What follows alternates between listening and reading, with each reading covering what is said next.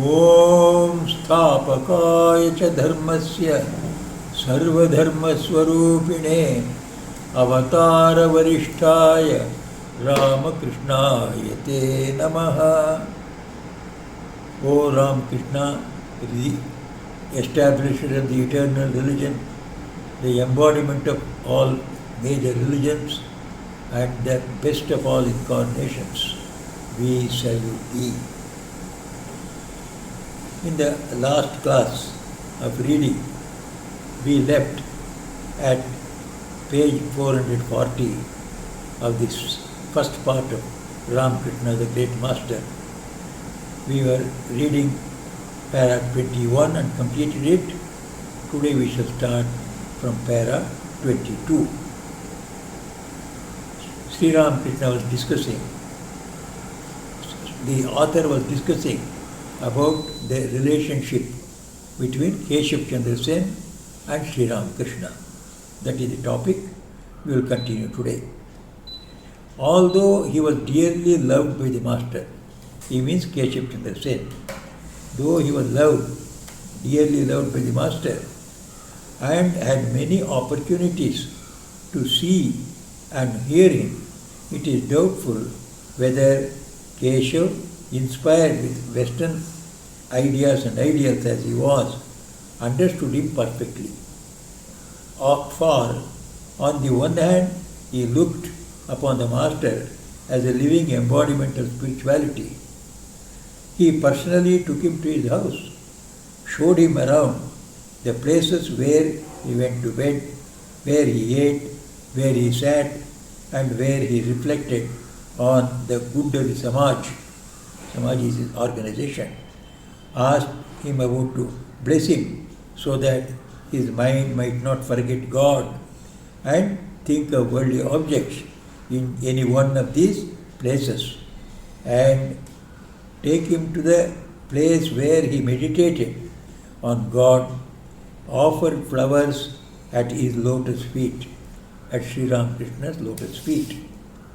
When he came to Dakshineshwar, he was seen by so many of us to salute the master, uttering victory to the new dispensation.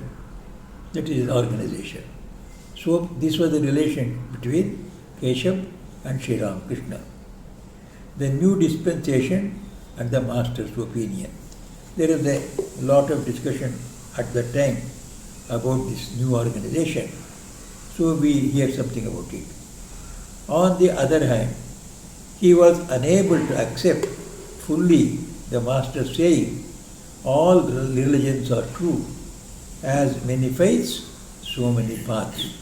Jato mat, tato path. And he tried to found a new faith called the new dispensation by picking out what appeared to him to be the essentials of all religions and rejecting what seemed non-essentials in them. As this faith came into existence shortly after Keshav's acquaintance with the master, it is probable that it was a partial acceptance and propagation of the master's final conclusion regarding the true nature of all religions. So he could accept that all religions are true. Then he did not want to stop there. If all religions are true, there is no necessity for another religion to be started. But he started a new religion also. That is why the author contends that he did not accept Sri Ramakrishna fully. The intricate national problem of India.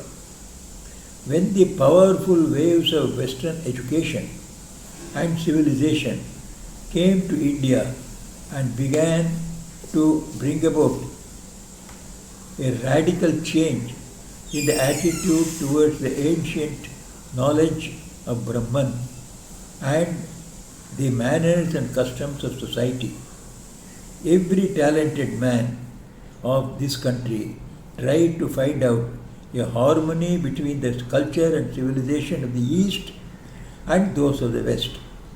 Just as in the province of Bengal, Ram Mohan Roy, Maharshi Devendranath, Brahmananda Keshav Chandra Sen and others sacrificed their lives for that purpose of comparing these two and to find out what is the best between them.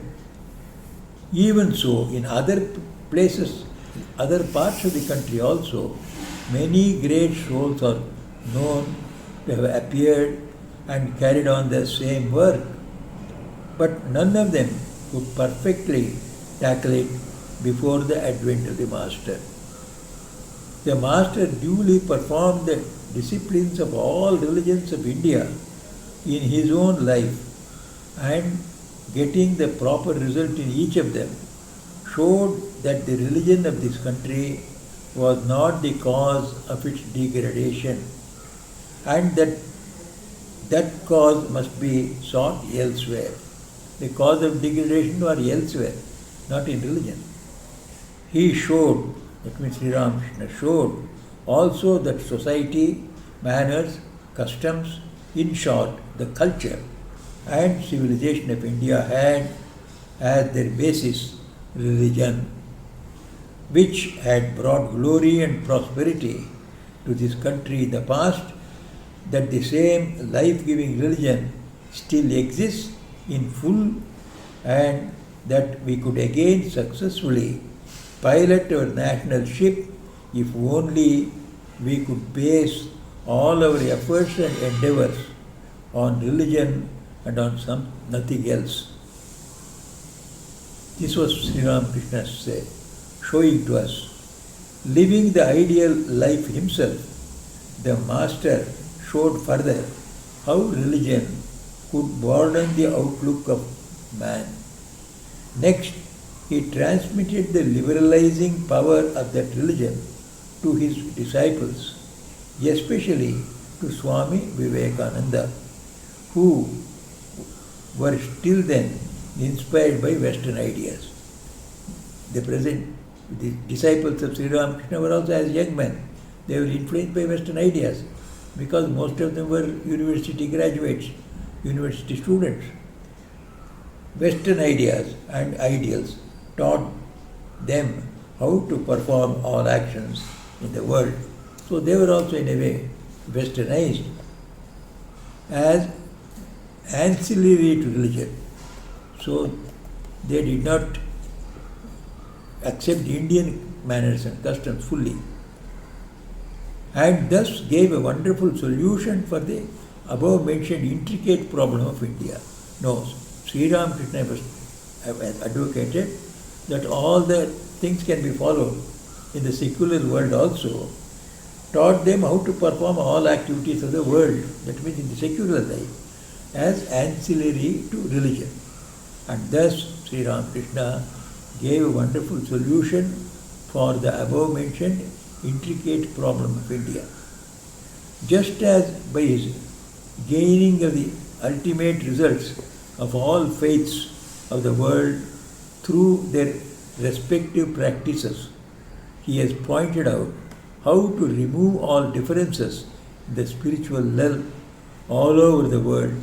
Even so, by being perfect in all the faiths of India through their orthodox methods, he has silenced all wranglings about the religions of the land and has shown in us that on what basis our nationality has all along stood and still stands.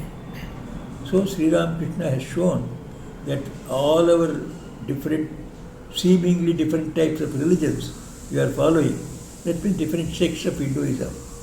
We all thought that each sect is a separate religion. Shaivas thought that it is a separate religion. They did not think it is a part of one Vedic religion. Vaishnavas thought there is a separate religion of Hinduism. So there was a lot of wrangling between them. Sri Ramakrishna showed that these are all part and parcel of one eternal religion, and that is of the order of Sanatana Dharma, the Vedic religion. Even though Keshav failed to understand the full implication of the Master's ideals, the Master had a wonderful love for him, which we could understand from his reaction to Keshav's death. in 1884. The master said, I could not leave my bed for 3 days. When I got that news, it seemed as if a limb of mine was paralyzed. See, a Paramahamsa like him, he had such a big shock, so he could not leave his bed out of sorrow for the death of Keshav Chandra Sen. We shall bring this appendix to a close by mentioning another event which happened when he met Keshav for the first time. The master then had a desire to witness the all-bewitching peripatetic Sankirtana of Sri Chaitanya. Peripatetic means walking. So when the procession takes place, that procession is called peripatetic procession, if people all walk. So in a walking procession or Sankirtan of Sri Chaitanya, he desired to witness the all-bewitching Sankirtan of Sri Chaitanya when people were all walking. Peripatetic Sankirtan. The Divine Mother fulfilled the desire of the Master by showing it to him in the way described below. Standing outside his room, he saw wonderful waves of Sankirtan coming towards him from the direction of the Panchavati. Proceeding towards the main gate of the Dakshineshwar garden and disappearing behind the tree. He witnessed that, absorbed in the love of God, Gauranga, the moon of Navadvip, he was proceeding with a slow gait on the center with Nityananda and Advaita on either side, two great followers of him, surrounded by a dense multitude. They were in all a state of spiritual inebriation produced by God's love, some expressing the bliss of their hearts by losing control over themselves, and others by wild ecstatic dances. Those people who had lost control over them, they were lying down on the ground, practically half conscious in the ecstatic state. And some were in wild ecstatic dances. They were dancing very wildly. The crowd was so great that it looked as if there was no end to the number of people there. All this is being seen in a vision by Sri Ramakrishna. A few faces in that wonderful Sankirtan got impressed on the canvas of the Master's memory in bright colors. When he saw them coming as his devotees shortly after he had seen that vision, the Master arrived at a certain conclusion that they had been the companions of Chaitanya in their previous lives. Shortly after he had that vision, the Master went to Kamarpukur and to Hriday's native village, Sihor. Fului Bazar, Sham Bazar is a village, small town you can say, or a village, is situated a few miles away from the latter place, that's Sihor. Hearing that there were many Vaishnavas there who filled the place with the bliss of Sankirtan every day, he had a desire to go there and listen to it. When he heard that Vaishnavas are singing all through the day the name of God, he wanted to see it. The village of Belte stood near Sham Bazar. Natvar Goswami of that village had met the Master before and invited him to sanctify his home with the dust of his feet. Accompanied by Hriday, the Master went to his house, lived there for 7 days, and enjoyed the bliss of Sankirtan with the Vaishnavas of Fului Sham Bazar. Fului Sham Bazar. So the Natvar Goswami was the host for him for 7 days. Yes, all the 7 days. Out of the 7 days, 3 full days were spent in attending to the Sankirtan. Being acquainted with the Master, Ishan Chandra Malik of that place invited him with great respect to his house to share the bliss of Sankirtan there. The Vaishnavas were much attracted towards him to see his wonderful moods during Sankirtan. So one rich man invited him into the Fului Shambhadar itself. So Sri Ramakrishna went to stay with that man. So all the people were gravitating towards his house, where Sankirtan would be there. The devotees of these wonderful moods spread all around, not only in Shambhadar, Fului Shambhadar, but also to Ramjivanpur, Krishna Ganj and other villages far and near, that some great person has come who loves Sankirtan. Then came from those villages parties of Sankirtan with a view to enjoying divine bliss with him, with Sri Ramakrishna. That made the village very much crowded. From all other villages, if they come into one village itself is a small place. The whole village was crowded. And very much crowded, and Sankirtan went on night and day. There was then the general talk that there had come a devotee of God, that is Sri Ramakrishna, who died and revived many times a day. When he would go into ecstasy, his breath also would stop. His heart also could not very easily found out to be working. So it is death only. So they would see him again and again going into samadhi and come back again to life. So the news spread that he died several times in a day and came back to life also several times. People forgot food and sleep and anxious to see him climbed up trees and got on the roofs of the houses. Just imagine the scene. Thus, for 3 days and nights, there flowed a tide of celestial bliss there. People became mad, as it were, to see the Master and to touch his feet. And the Master had no time to take his bath or meal. So it is a village side, nobody to control. There was no leader. It was not organized by Sri Ramakrishna and his party. So they came by themselves, they went on singing day and night, and Sri Ramakrishna could not move out. So 3 days and 3 nights continuously, the Sankirtan went on. So they forgot their time of taking bath or meal. Hriday afterwards fled secretly with him to Shiva. He in a way took away Sri Ramakrishna without the knowledge of anybody there, perhaps during the night, when that mart of joy came to an end. After 3 days it was too much for Sri Ramakrishna to bear the strain. So Hriday saved him by taking him away, whisking him away from that Fului Shambhadar. One Ishan Chaudhary, Natwar Goswami, Ishan Malik, Srinath Malik and others of the village of Fului Shambhadar and their descendants mention that even today they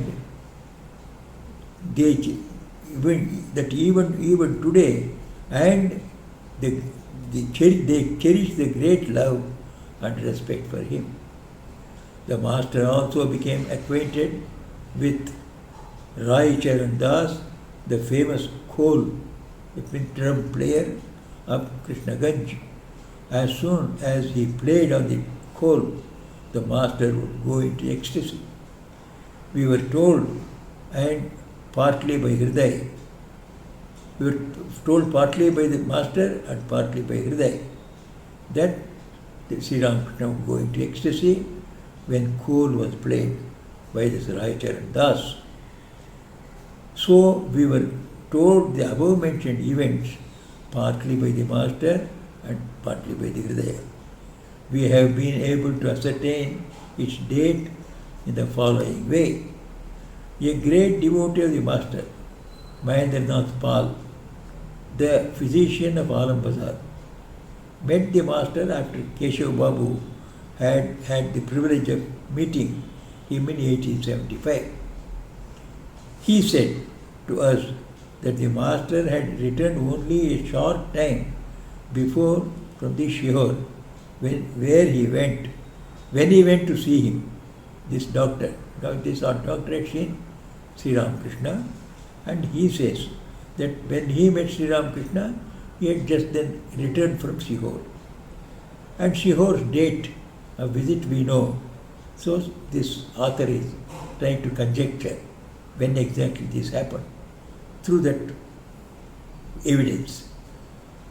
That day the master told him of the aforesaid happening at Phulvi Shambazar.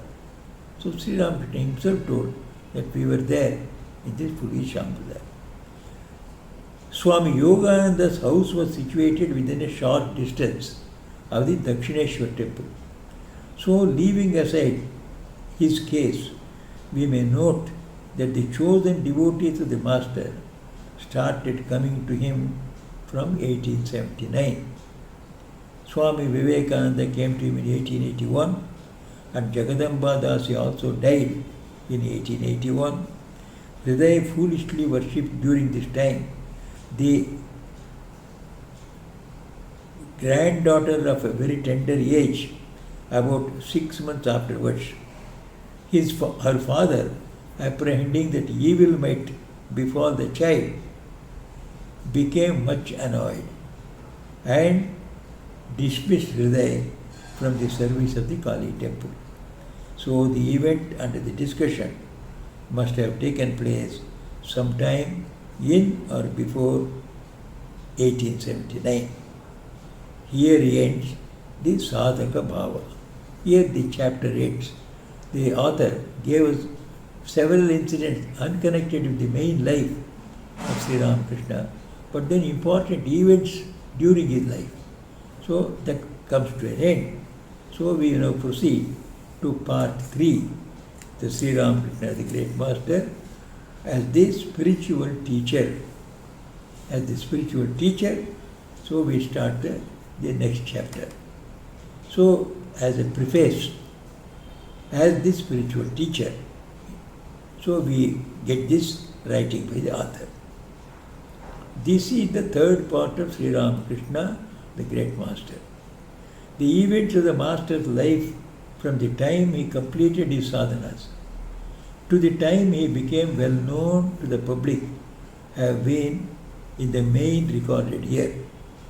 We have not merely recorded the events and the activities of the master at that time, but have also discussed, as far as possible, the moods that prompted and the purpose that guided those actions.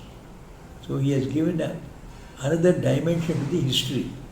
If I just recorded according to the dates, that only events, it would have only history. But here is added the third dimension to it, the dimension of his moods and what prompted him, the causes. Causes means he has come from his inside feelings. So what are the inner thoughts that he had which prompted him to do such a thing? That is not the work of the ordinary historian, at least according to the Western sense. The historian does not go into the moods of persons. He came, he spoke this one openly, he went. That's all. What was his feelings when he came? Was he in spiritual ecstasy? Was he dejected? Was he in a joyful mood? If joyful mood, what is the cause of his joy? No historian will record it. It is not his domain. Here this author has written the history also correctly and added a new dimension to history, where he gives us the moods that prompted Sri Ramakrishna and the moods that he was in when a particular incident takes place. For the history of the life of a man who is an aggregate of body and mind cannot be had only from a detailed study of his insentient body and its activities. The other historians who are recording only the physical activities. But physical activities cannot be there without mental activity. Mind means there is emotion. there is the feeling of joy or sorrow, divinity or wickedness. All these things go with every incident.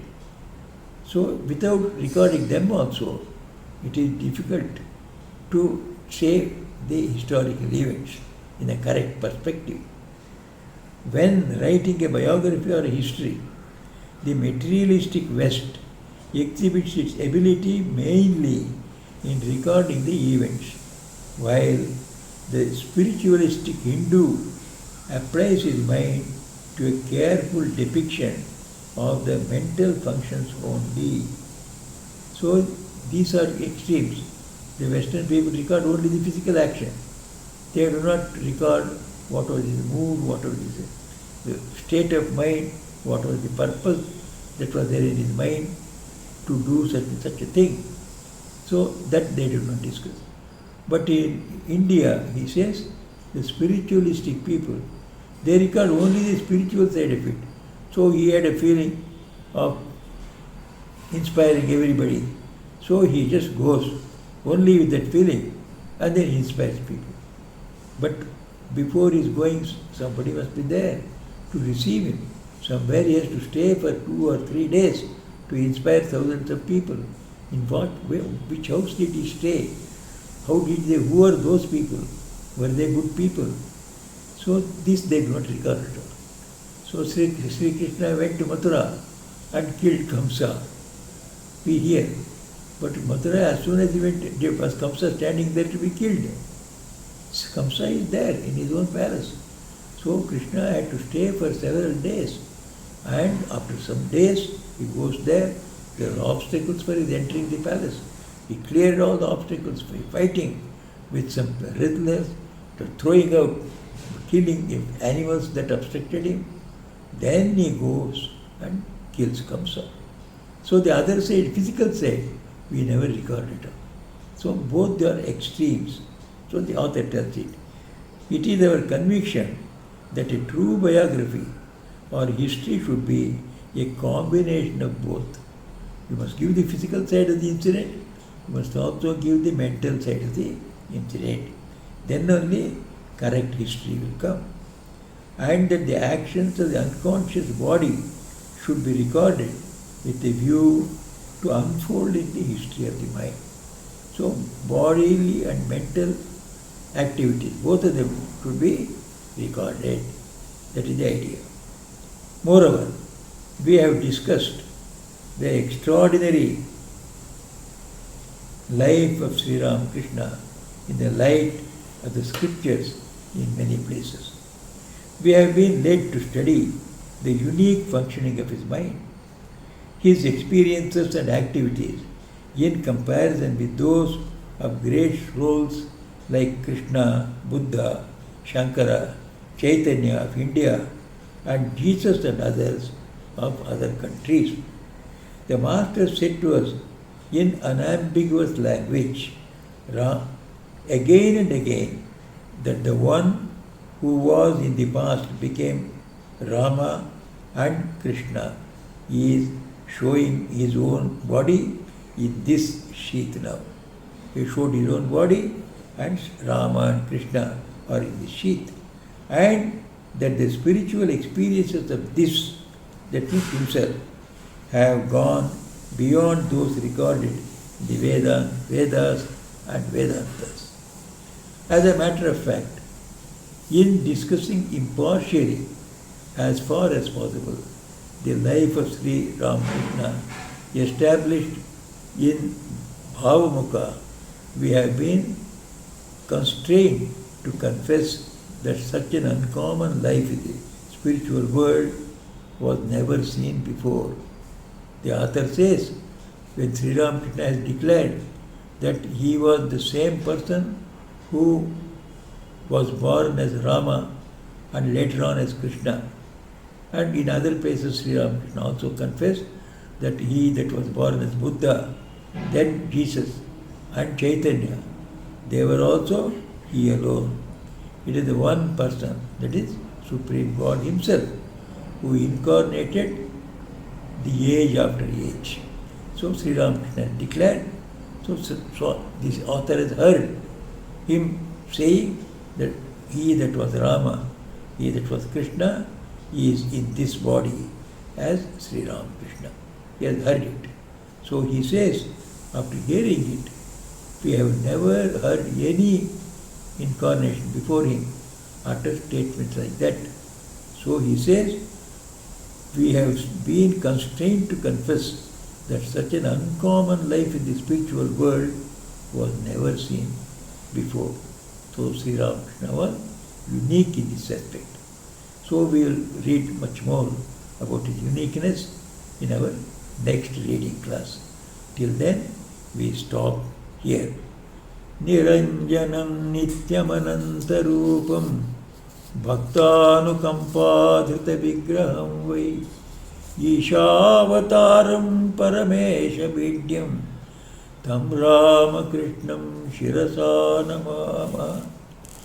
O Ramakrishna, the taintless one, the eternal one, the one with infinite forms, the one who has assumed a form for the sake of devotees, the one who is the incarnate supreme soul, and the one adorable Lord of all. We salute thee, bowing our heads before you.